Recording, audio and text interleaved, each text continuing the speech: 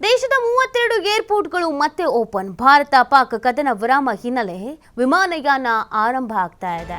ಮುಚ್ಚಿದಂತೆ ಏರ್ಪೋರ್ಟ್ಗಳ ಓಪನ್ಗೆ ಸೂಚನೆ ನೀಡಲಾಗಿದೆ. ಏರ್ಪೋರ್ಟ್ ಅಥಾರಿಟಿಯಿಂದ ಸೂಚನೆಯನ್ನು ನೀಡಲಾಗಿದೆ. ವಿಮಾನಯಾನ ಪ್ರಾರಂಭಕ್ಕೆ ಮತ್ತೆ ಗ್ರೀನ್ ಸಿಗ್ನಲ್ ಅನ್ನು ಈ ಮುಖಾಂತರವಾಗಿ ನೀಡಲಾಗಿದೆ. ಸೊ ಯುದ್ಧದ ವಾತಾವರಣ ಇತ್ತಲ್ಲ, ಆ ಕಾರಣಕ್ಕಾಗಿ ಎಲ್ಲವನ್ನ ಕೂಡ ಸ್ಟಾಪ್ ಮಾಡಲಾಗಿತ್ತು. ಬಟ್ ಈಗ ಎಲ್ಲದಕ್ಕೂ ಮುಕ್ತವಾದಂಥ ಅವಕಾಶವನ್ನು ಮಾಡಿಕೊಡ್ಲಾಗ್ತಾ ಇದೆ. ಸೊ ಇವತ್ತಿನಿಂದ ಯಾವುದೇ ರೀತಿಯಾದಂಥ ಚಿಂತೆ ಅನ್ನೋದು ಇರೋದಿಲ್ಲ. ವಿಮಾನಯಾನ ಪ್ರಾರಂಭಕ್ಕೆ ಇದೀಗ ಗ್ರೀನ್ ಸಿಗ್ನಲನ್ನು ಕೊಟ್ಟಿರುವಂಥದ್ದು. ಇನ್ನೇನು ಸಮಸ್ಯೆ ಇಲ್ಲ ಅಂತ, ಯಾಕಂದರೆ ಎಲ್ಲ ಕಡೆಯಲ್ಲೂ ಕೂಡ ಪರಿಸ್ಥಿತಿ ತಿಳಿ ಆಗ್ತಾ ಇದೆ, ಹತೋಟಿಗೆ ಬರ್ತಾ ಇದೆ, ನಾರ್ಮಲ್ ಆದಂಥ ಸಿಚುವೇಶನ್ಸ್ ಇದೆ. ಸೊ ಆ ಕಾರಣಕ್ಕಾಗಿ ಜನಸಾಮಾನ್ಯರಿಗೂ ಸಮಸ್ಯೆಗಳಾಗಬಾರ್ದು, ತೊಂದರೆಗಳು ಆಗಬಾರ್ದು ಅಲ್ಲ, ಆ ಕಾರಣಕ್ಕಾಗಿ ಮುಚ್ಚಿದ್ದಂತೆ ಏರ್ಪೋರ್ಟ್ಗಳ ಓಪನ್ಗೆ ಇದೀಗ ಸೂಚನೆಯನ್ನು ನೀಡಲಾಗಿದೆ.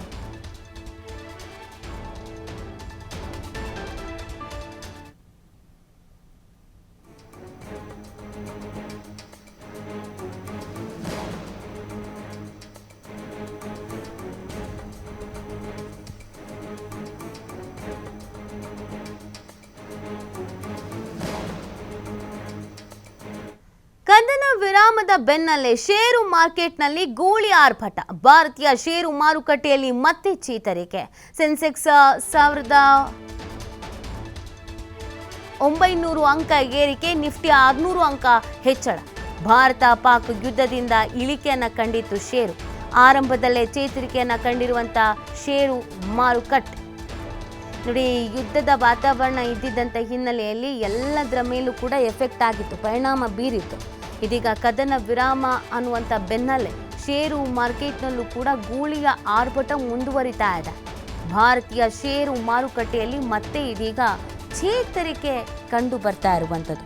ಈ ಯುದ್ಧ ಅಂತ ಹೇಳಿದಂಥ ಸಂದರ್ಭದಲ್ಲಿ ಸ್ವಲ್ಪ ಮಟ್ಟಿಗೆ ಆತಂಕ ಅನ್ನೋದು ಕೂಡ ಇತ್ತು. ಹಾಗಾಗಿ ಕೆಲವರು ಸಹಜವಾಗಿಯೇ ಈ ವಿಚಾರಕ್ಕೆ ಸಂಬಂಧಪಟ್ಟಂತೆ ಹಿಂದೆ ಮುಂದೆ ನೋಡ್ತಾ ಇದ್ರು. ಬಟ್ ಈಗ ಹಾಗಲ್ಲ, ಎಲ್ಲವೂ ಕೂಡ ನಾರ್ಮಲ್ ಆಗ್ತಾ ಇದೆ, ಮತ್ತೆ ಚೇತರಿಕೆ ಕಂಡು ಬರ್ತಾ ಇದೆ. ಸೊ ಇದಕ್ಕೆ ಸಂಬಂಧಪಟ್ಟಂತಹ ಮಾಹಿತಿಯನ್ನು ನೀವು ಗಮನಿಸ್ತಾ ಇದ್ದೀರಾ. ಆರಂಭದಲ್ಲೇ ಚೇತರಿಕೆಯನ್ನು ಕಾಣ್ತಾ ಇದೆ ಷೇರು ಮಾರ್ಕೆಟ್. ಸೊ ಸಹಜವಾಗಿ ಯಾವುದಾದ್ರೂ ಅಂತಾರಾಷ್ಟ್ರೀಯ ಮಟ್ಟದ ಅಥವಾ ಜಾಗತಿಕ ಮಟ್ಟದ ವಿಚಾರ ಅಂತ ಬಂದಾಗ ಷೇರು ಮಾರ್ಕೆಟ್ ಮೇಲೆ ಅದು ಪರಿಣಾಮವನ್ನು ಬೀರುತ್ತೆ. ಇಲ್ಲೂ ಕೂಡ ಯುದ್ಧದ ವಿಚಾರ ಬಹಳ ಪರಿಣಾಮವನ್ನು ಬೀರಿತು. ಇದೀಗ ಸೆನ್ಸೆಕ್ಸ್ 1900 ಅಂಕ ಏರಿಕೆ ಆಗಿದ್ರೆ, ನಿಫ್ಟಿ 600 ಅಂಕ ಹೆಚ್ಚಳ ಆಗಿದೆ. ಭಾರತ ಪಾಕ್ ಯುದ್ಧದಿಂದ ಇಳಿಕೆಯನ್ನು ಕಂಡಿತ್ತು ಷೇರು. ಆರಂಭದಲ್ಲೇ ಇದೀಗ ಚೇತರಿಕೆ ಕಂಡಿರುವಂಥದ್ದು ಷೇರು ಮಾರುಕಟ್ಟೆ.